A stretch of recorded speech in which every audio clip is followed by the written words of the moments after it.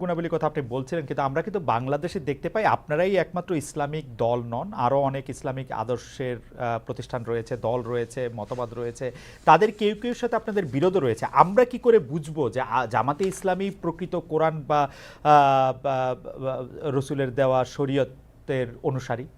সেটা আমরা কিভাবে নিশ্চিত হব? কারণ এরকম অনেকে আছে যারা খালেদ মহিউদ্দিন, আপনি দেখেন জি যে আপনার ঘরে কিন্তু জি বলেন আপনি। আপনার পরিবারে আপনি একমাত্র সদস্য নন। রাইট। আমি আশা করছি যে সেখানে আপনার মিসেস আছেন, আপনার ছেলেমেয়েরা আছে। এই 4-5 জন যারা আছে তাদের মত কিন্তু সব ব্যাপারে যে এক হয়ে যায় বিষয়টা এমন না, কিন্তু তারপরে পরিবার কিন্তু চলে, পরিবার কিন্তু ভেঙে যায় না। মতের ভিন্নতা থাকবে, এটাও একটা সৌন্দর্য। এবং ভিন্নতা যখন থাকে তখন অনেক কিছু ডাইভার্সিটি চিন্তা করার সুযোগ থাকে।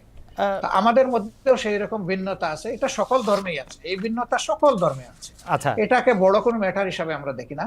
তবে যারা ট্রুলি মানে ইসলামের ফলোয়ার, তারা এক কোরআন মানেন, এক আল্লাহ মানেন, এক রসুল মানেন, এই 3 জায়গায় তাদের কোনো মানে দ্বিমত নাই।